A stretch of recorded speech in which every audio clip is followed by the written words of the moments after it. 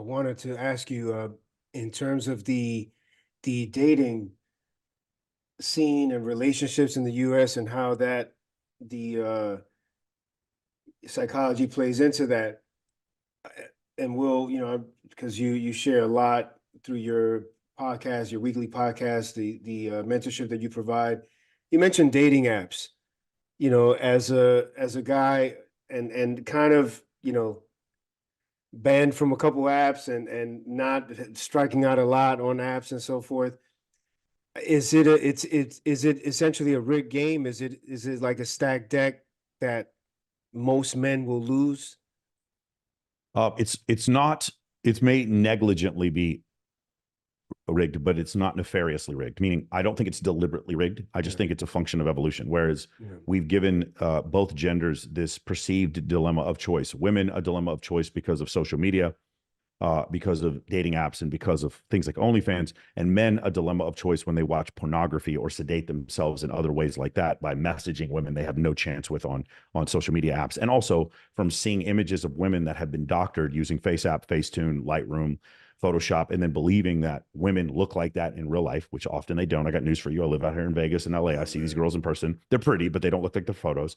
And so men and women often end up with these delusional beliefs, and they have a perceived choice, perceived delusion of choice that isn't real. And what I mean by that is women will often left swipe on a man and in her mind think that because at one point she had sex with a super attractive man or a professional athlete or a rapper or a movie star, she thinks that now that man that she just left swiped on, not only is he beneath what she's capable of getting, but she could easily, if she wanted to, get that man to commit to her. And that's obviously not true. Right.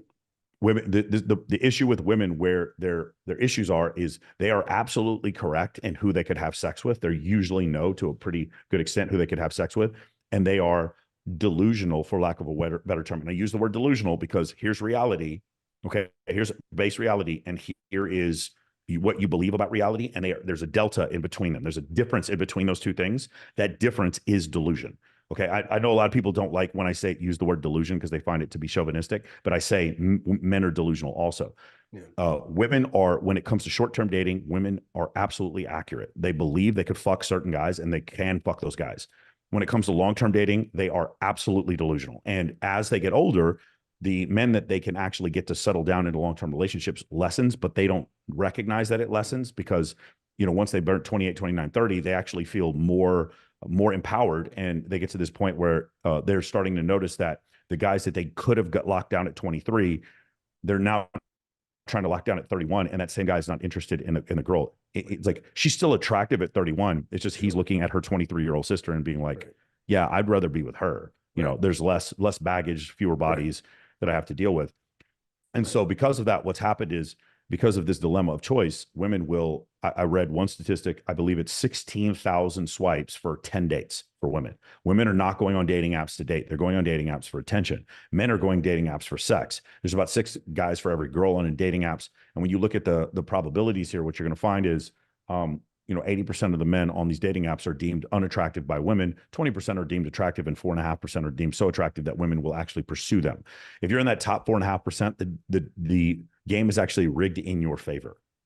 If you're part of the top 20%, the game is like you might have to put a little bit of work. If you're in that top 20%, you probably should buy those boosts on Tinder and Bumble and Hinge, to boost your account. If you're in the bottom 80%, it doesn't make any difference how many boosts you buy. You're just gonna get like more matches, but you're gonna get more matches from girls trying to get you to go down their OnlyFans funnel or straight up sugar babies or prostitutes. That's And what so it is yeah, it's a yeah, lot a of the lot of guys. funneling for that. Yeah. Yeah. Again, going back to what I said, male delusion comes from right swiping on attractive women on dating apps and getting a match when those girls are really just trying to get you to follow them on Instagram or trying to get you to go down their own OnlyFans funnel.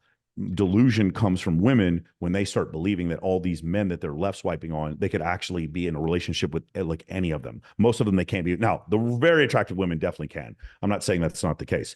What I'm saying is women can always find someone to commit to them long term. It's just, will those women be attracted to those same men? And the answer is usually no, because most women don't find most men attractive. Most Right. women don't like most men most of the time. Right. For men who have been struggling dating have turned to, sure, I don't know what the percentage is. Maybe Michael, you have some data on that, but in terms of number of men that regularly visit porn sites, OF, and check out those, Huh. what do you Um, think? I mean, it's going to be a really high number. I just, it's so there's two different forces here. One is the force of sedation, which is the video games, the pornography, and and like, I'll be the first to admit, I had a problem with video games and pornography while I was in the military, and I was deployed for a long time, or and not even deployed. When I was in places like Warner Robins, Georgia, or Wichita, Kansas, there just wasn't enough for me to do socially. So Right. I had a problem with it, and it's just something that I work through. I'll tell you the best solution to a problem with pornography is to have a really hot young girlfriend who wants sex 3 times a day. All of a sudden, pornography problem just Right. vanishes. It's gone. You got the real Um, thing now. Yeah. yeah. It just woof, all of a sudden no pornography issue Fuck anymore. porn. Yeah. Uh, Yeah. so it's one of these situations where when you get into that place where you're you're addicted to pornography, or you're using the sedation of video games, or using the sedation is a big one of alcohol, big one in the military is definitely a big one. Are you using the sedation of, like, say, Oxycontin or maybe Adderall or something like that to take away, like, oh, I have a bad feeling about a thing, therefore I need to smoke marijuana. Smoking marijuana, I don't think, is anywhere near as bad as some of those other things. But if you only smoke marijuana to get rid of your anxiety, then your body's natural ability to get rid of anxiety lessens. Mm. So, um, what was the original question? So Talking in about, terms of just well, a oh, part of the it, amount of men on the amount of men yeah, that are on these apps. Okay, so one of the forces is the sedation, and the other force is the lack of improvement. So in order for you to get out of this place where you can have a beautiful girlfriend who wants to be with you, as men, we always have to perform. If there's anything that your audience should take from this, men, we always have the burden of performance. Women often have a burden of performance. Like, for instance, if a woman is a female fighter pilot, or she's the mayor of a city, or she's a cardiologist, those women definitely have a burden of performance. But there are some women that don't have a burden of performance. They have a situation where their performance is, to stay at home with the kids, or they have a sugar daddy or something to that effect, or they make money on OnlyFans. Their burden of performance is nowhere near that of a man, whereas all men have a burden of performance. Unless you are, born with a silver spoon in your mouth, or incredibly good looking. And even then, being incredibly good looking doesn't help a man to the extent that it helps a woman. right. If you had a son and a daughter, and you had one that was tall and one that was good looking, it's always better for the man to be taller and the woman to be good looking, versus the other way around, where the woman is tall and the man is good looking. And you just get less for it, Yeah. Yeah. So, like, the earning power for Shaquille O'Neal's daughter who's tall versus his son who's tall is about 100x, right?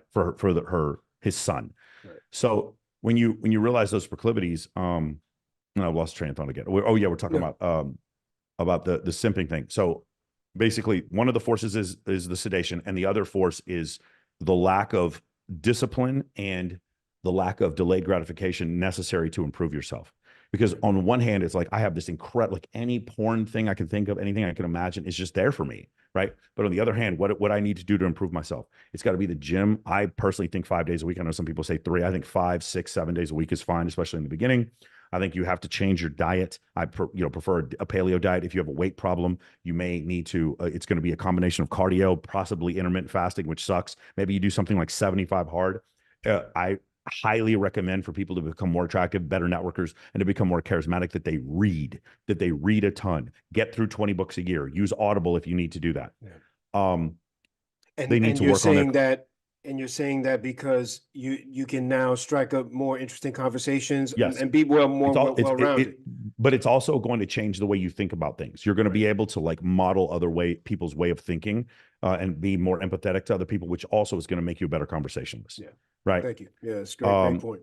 so working on charisma, so that's just back and forth with people for a long time, working on your networking skills, and then all of those things together are going to make you much better at dating. And then I also think, as men, we talked about a burden performance. Men do need experience when it comes to dating.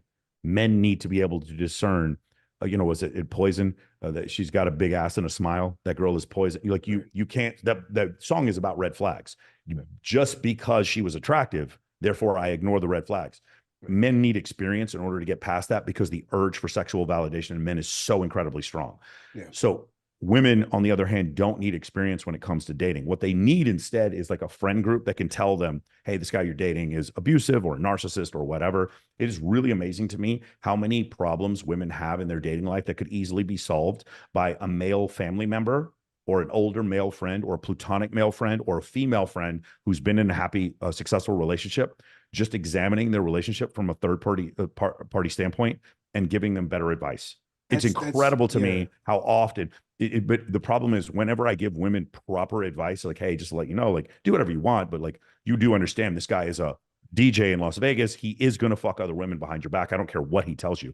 And her response is, no, I'm going to change him. He's going to be my boyfriend. And of well, course, she's hurt 6 months right, later because not everything I said was true and everything she said was based on her feelings. right. When you That's come to it. that realization, like that's one of the issues, that's one of the issues that happens is had she had a male family member or a male platonic friend that she would listen to about from a third party about her relationships, she would actually be able to be more successful in relationships. So women don't need more experience when it comes to dating. Men do.